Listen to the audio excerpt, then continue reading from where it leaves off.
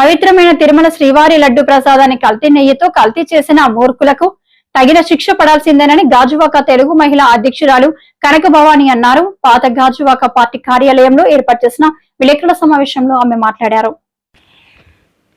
వైకాపా ప్రభుత్వ హయాంలో ఇంతటి ఘోరం జరగడం చూస్తుంటే ఇందులో ఆ పార్టీకి చెందిన పెద్ద తలకాయల హస్తం ఉందని స్పష్టంగా తెలుస్తోందని అన్నారు. ప్రసాదాన్ని కల్తీ చేసిన వారందరినీ ప్రజాక్షేత్రంలో నిలబెట్టాలని డిమాండ్ చేశారు.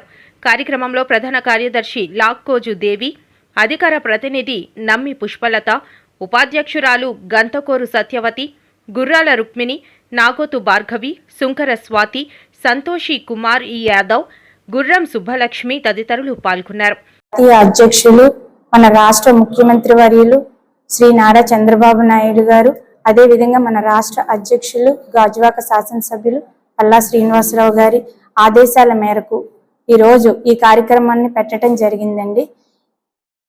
గత వైసీపీ ప్రభుత్వంలో కోట్లాది మంది హిందూ భక్తుల మనోభావాల్ని దెబ్బతీసే విధంగా వైసీపీ కల్తీ నాయకులు చేసిన కల్తీ పనులు ఏవైతే ఉన్నాయో వాటి గురించి ఈరోజు మాట్లాడాలి అని కంపల్సరీగా ఈ మీటింగ్ పెట్టడం జరిగింది.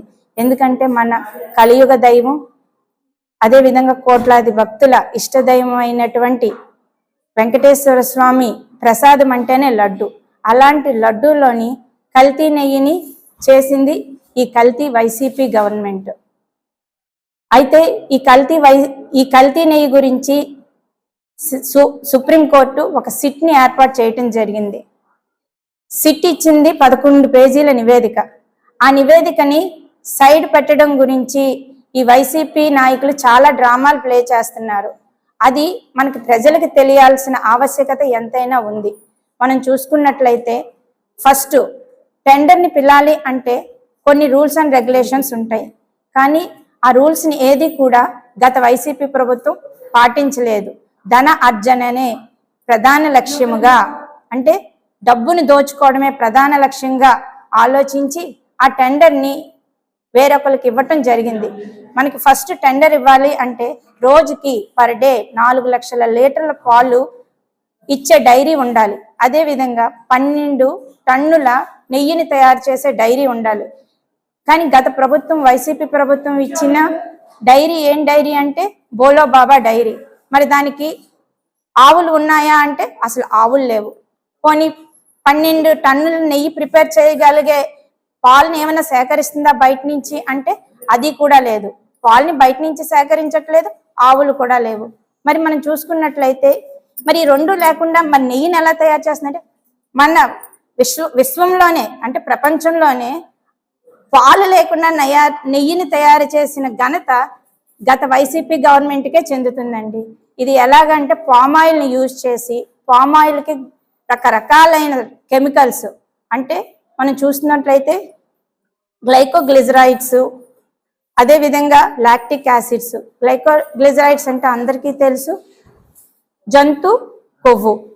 అసలు హిందువుల మనోభావాలను ఆడుకోవాలంటే ఆ నెయ్యిలోని జంతు కొవ్వు కలిపిందంటేనే మనకు అర్థమవుతుంది అది హిందువుల మనోభావాలను ఎలాగ ఆడుకున్నారు అన్న విషయాన్ని. అదేవిధంగా రంగు రావాలంటే బీటా కెరోటిన్ యాడ్ చేశారు. అదేవిధంగా స్మెల్ రావాలి అని ఎసిటిక్ యాసిడ్ ఈస్టర్ని యూజ్ చేశారు. అదేవిధంగా నెయ్యిలా కనిపించాలి అని చెప్పి ఒక ఆర్టిఫిషియల్ రసాయనాలని యాడ్ చేశారు. అదే లబ్సా యాసిడ్స్ లాంటివి యాడ్ చేశారు. ఇంత క్రూరంగా ఇన్ని కెమికల్స్ వాడి హిందువుల మనోభావాల్ని దెబ్బతీయలేదండి, హిందువుల ఆరోగ్యాన్ని కూడా దెబ్బతీసే విధంగా ఉంది గత వైసీపీ గవర్నమెంట్ యొక్క చర్యలు. అదే కాదండి, మనం చూసుకున్నట్లయితే వీళ్ళు చేసిన అక్రమ పనుల్ని కప్పిపుచ్చుకోవటానికి, అదేవిధంగా సిట్ ఇచ్చిన నివేదికను పక్కదారి పట్టించడానికి కొత్తగా హెరిటేజ్ మీద బురద జల్లటం జరుగుతుంది. మనం హెరిటేజ్ గురించి చూసుకున్నట్లయితే మన అన్న ఎన్టీఆర్ గారు అసలు తెలుగుదేశం పార్టీ పెట్టడమే ప్రజలే దేవుళ్ళు సమాజమే దేవాలయం అనే నినాదంతో ఈ తెలుగుదేశం పార్టీని పెట్టడం జరిగింది.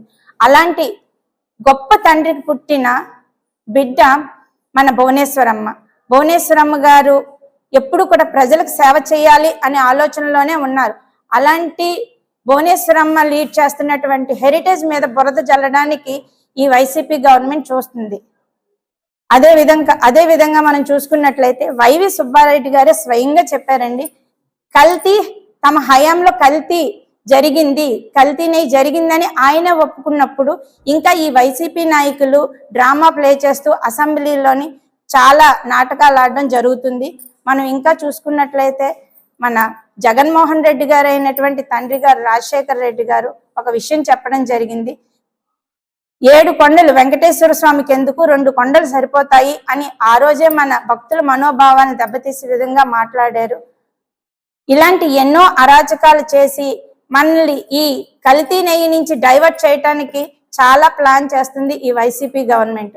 ఈ విషయాలన్నీ ప్రజలకు తెలియాలి అన్న ఒకే ఒక ఉద్దేశంతో ఈ రోజు ప్రెస్ మీట్ పెట్టడం జరిగింది. అంతేకాదు మనం చూసుకున్నట్లయితే మన గాజువాక ముద్దుబిడ్డ అయినటువంటి పల్లా శ్రీనివాసరావు గారు ఈ కల్తీ నెయ్యి మీద అనేక ప్రోగ్రామ్స్ పెట్టడము, అదే విధంగా ప్రక్షాళన కార్యక్రమం కూడా వెంకటేశ్వర స్వామి గుడిలోని పెట్టడం జరిగింది. ఈ రోజు మేము మీడియా మిత్రులందరి తరపు నుంచి ఒకటే కోరుకుంటున్నామండి, ఎవరైతే ఈ కల్తీ నెయ్యిలో దోషులు ఉన్నారో ఆ దోషుల్ని శిక్షించాలి అని కోరుకుంటూ మాకు ఇంత మంచి అవకాశాన్ని ఇచ్చి మీడియా ప్రతినిధులందరూ మాకు సపోర్ట్ చేసినందుకు ప్రతి ఒక్కరికి కూడా ధన్యవాదాలు తెలియజేసుకుంటాం.